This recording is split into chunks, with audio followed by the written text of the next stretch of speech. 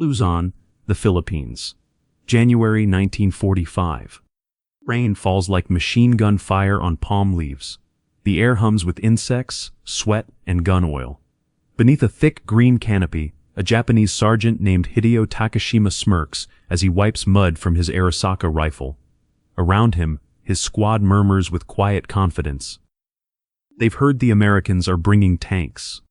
Shermans, one soldier laughs. Too big for the jungle. They'll sink before they even see us. They aren't wrong to think it. The Pacific has swallowed machines whole. Roads vanish under vines, rivers turn to traps, and cliffs crumble under the weight of armor. For years, Japanese infantry ruled these jungles, their bunkers invisible, their artillery hidden among roots and shadows. The 706th Tank Battalion is about to challenge all that. From the edge of the tree line, Lieutenant Robert W. Porter peers through binoculars, rain streaking down the lenses. Before him lies a maze of enemy fortifications, pillboxes built from coral, concrete, and the bones of earlier battles. Porter's orders are clear: break through. No one says it out loud, but every man knows what's at stake. The infantry needs armor support to advance inland. Without tanks, they'll be cut apart by machine guns and mortars hidden in the ridges. But if the Shermans fail here, command will never risk armor again in these jungles. The engines rumble to life. 6 M4A3 Shermans lurch forward, their tracks clawing through the muck. Each one weighs over 30 tons, and the ground shakes under their advance. From the Japanese lines, the sound echoes like thunder, an unnatural roar rolling through the forest. Takashima squints through the rain. The laughter fades. He hears the clatter of metal on roots, the hiss of steam from exhaust ports, the dull rhythm of steel on earth. Then, through the smoke, the tanks appear. Not stuck, not sinking, not burning. Rolling. A shell slams into a Sherman's side armor, a plume of dust, a dull clang, but the tank keeps coming. Machine guns chatter. The jungle explodes in muzzle flashes. Palm trees splinter. The smell of gunpowder mixes with wet soil. Inside the lead tank, Sergeant James Red Miller grips the controls, sweat running down his neck. Hold steady, he growls to his gunner. Target that pillbox, right flank. A flash. The 75mm cannon roars. The pillbox erupts in fire and debris. The crew cheers, but Porter doesn't. He knows they're just getting started. Ahead lie miles of ridges, each one dug deep with hidden guns. And the Japanese haven't begun their counterattack. He lowers the binoculars. Keep moving, he says quietly. Behind the next ridge, Takashima tightens his grip on his rifle. The ground is trembling again. This time, it's not laughter he feels. It's fear. The Sherman tracks grind against stone and roots, cutting scars through the jungle floor. Each foot forward feels like defiance. The 706th Tank Battalion pushes deeper into the Luzon interior, the canopy swallowing them whole. It's dark now, not night, but the kind of green twilight that makes it impossible to tell where the ground ends and the trees begin. From hidden trenches, Japanese soldiers watch. Lieutenant Kenji Ogawa, commander of a small anti-tank squad, raises a hand. His men grip their Type 97 grenade launchers and wait for the signal. The air smells of diesel and rain. Now, he whispers. A grenade arcs through the air, a perfect throw. It strikes the Sherman's rear armor with a sharp clang. For a heartbeat, nothing.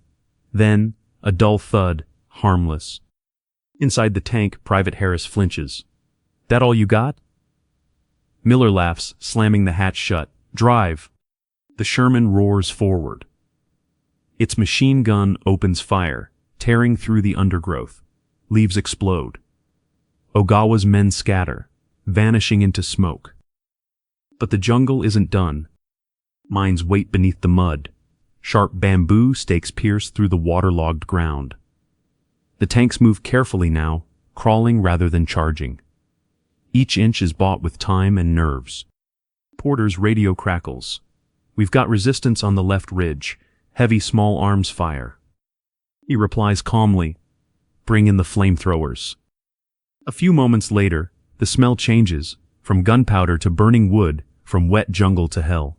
A Marine with a flamethrower steps from behind the tanks, his weapon hissing like a beast. He sweeps the ridge with fire, clearing the bunkers one by one. The Japanese fight to the last man. Takashima's squad fires, until their barrels glow. But the tanks don't stop. They don't break. And that's when the realization begins to set in. For years, the Japanese command had mocked American armor, calling the Sherman a weakling, a rolling coffin, a toy for European roads. They believed the Pacific's terrain was their ally, that no tank could breathe in the jungle's humidity and mud. Now they watch those same toys climb hills they swore were impassable. From his trench, Takashima sees something he's never seen before. A Sherman covered in vines and mud, its hull streaked with rain, pressing forward like a living thing. Each shell it fires knocks apart months of Japanese fortification work. The ground shakes again, but it's not the sound that frightens him. It's the silence that follows each explosion. One bunker gone, then another, then another. He whispers, impossible.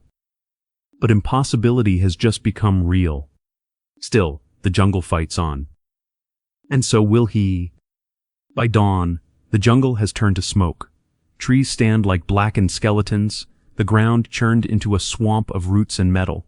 The Shermans form a line across what was once a Japanese defensive ridge.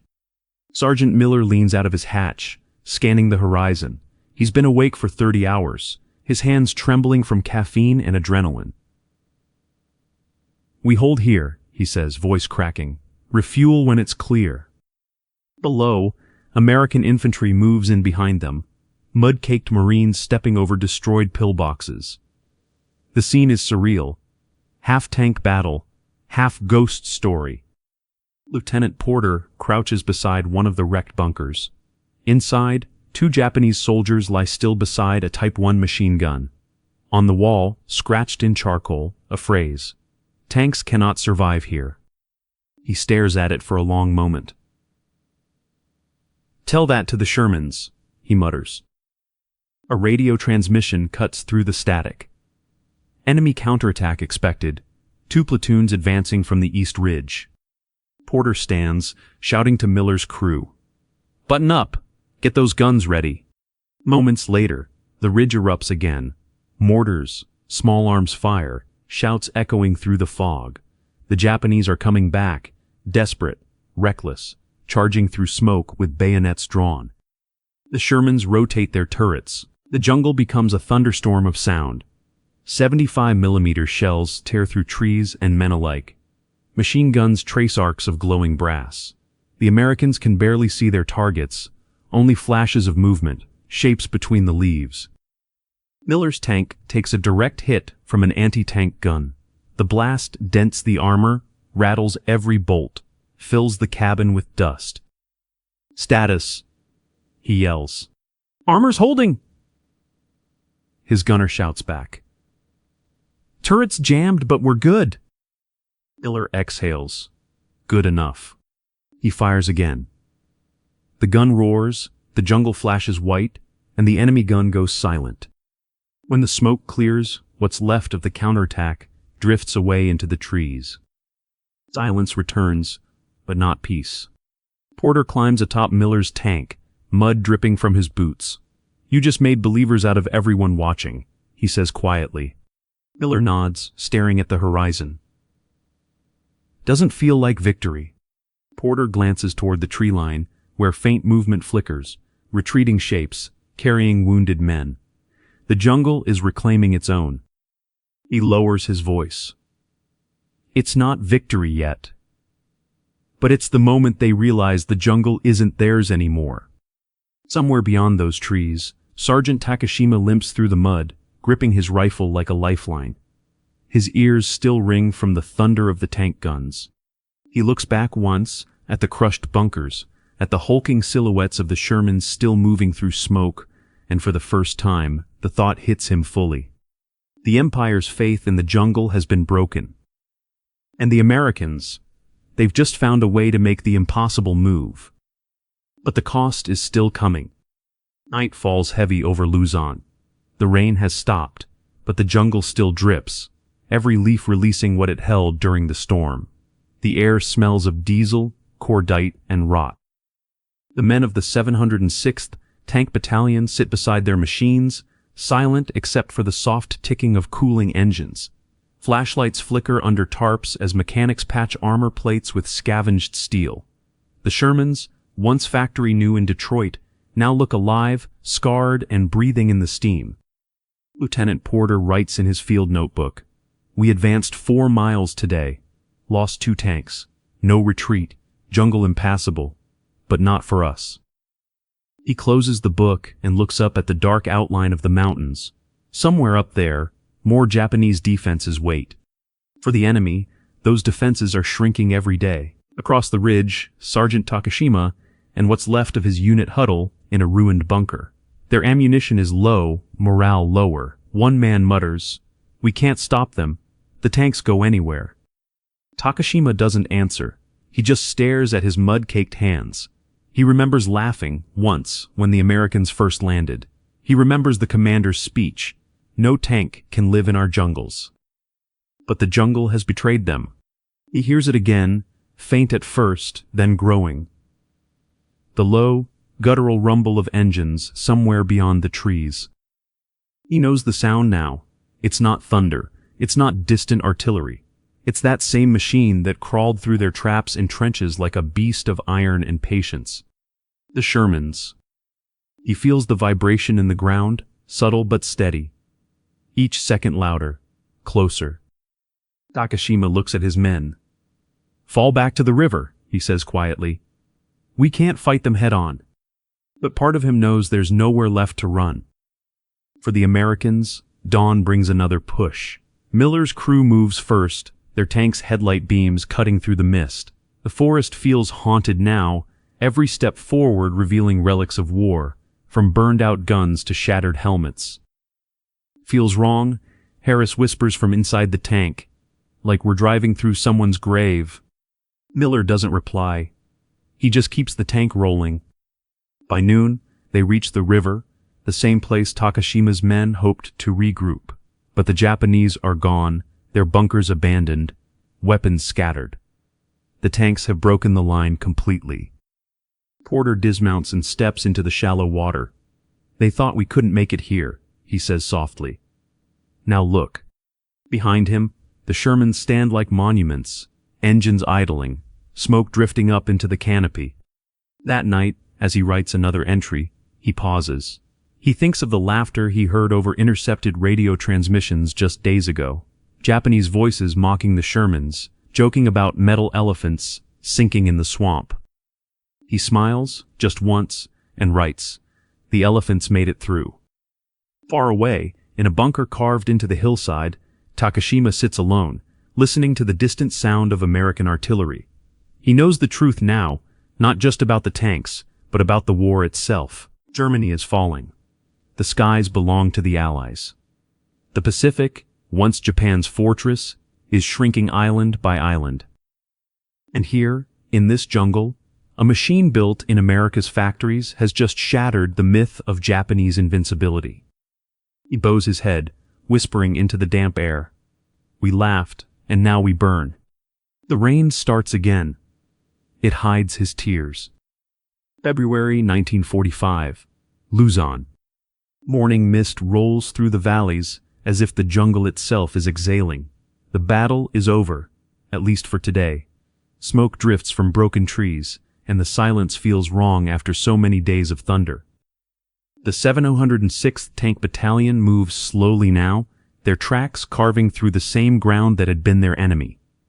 Tank crews wave to infantry units marching alongside them. Everyone's faces are pale, eyes hollow. Victory feels heavy here. Sergeant Miller leans out of his hatch and looks at the scars on his Sherman's hull. Dents, scorch marks, bullet impacts like constellations. "She's ugly," he says, half smiling, "but she's still breathing." "Met is so fine, tough. Met a Dane. But she's still breathing." Private Harris grins back. "So are we, Sarge." They laugh quietly. The kind of laugh men use when they're too tired to celebrate. A few miles away, Lieutenant Porter stands on a ridge overlooking the valley. From up here, he can see the pattern of the fight, black craters marking Japanese positions, tracks leading up to shattered bunkers. What once looked like impenetrable jungle now looks almost civilized, carved open by human will and machines that refuse to quit. A correspondent from Life magazine snaps a photo. Porter standing beside a Sherman caked in mud, smoke behind him, eyes unreadable. That image will one day appear in newspapers across America under the headline, "Sherman's in the Jungle." But the photo won't capture everything. Not the smell of diesel on rain. Not the fear. Not the faces of the men who never made it past the tree line. Still, it will say one thing clearly. The myth of American weakness in the Pacific has been buried here. Meanwhile, on the other side of the ridge, Japanese survivors retreat deeper into the interior. Takashima limps along a narrow path, his uniform torn, his rifle useless. Around him, the once proud platoon is reduced to shadows. They move silently, no commands, no songs, no boasts. Every man lost something here. Faith, comrades, or the illusion of control. When they finally stop to rest, Takashima looks back through the trees. He sees faint movement in the distance, another Sherman crossing the ridge, sunlight glinting off its turret like a signal from another world. He whispers, almost to himself, "The war has changed." Because it had. The Pacific Campaign was no longer a battle of terrain. It was a battle of endurance, of industry, of will. The Sherman wasn't just a tank. It was proof that America could turn its factories into weapons of inevitability. And for the men who fought here, it was proof that courage wasn't about never fearing. It was about moving forward through that fear, one muddy track at a time. As dusk falls, Porter gathers his men. "This isn't the end," he tells them. "But it's the start of something bigger. We showed them the jungle doesn't choose sides." The camera pans out, tanks idling, soldiers walking through the fog, the sound of engines fading into the night. And above the noise, Porter's voice carries softly. "Sometimes, the thing they mock is the thing that ends their war."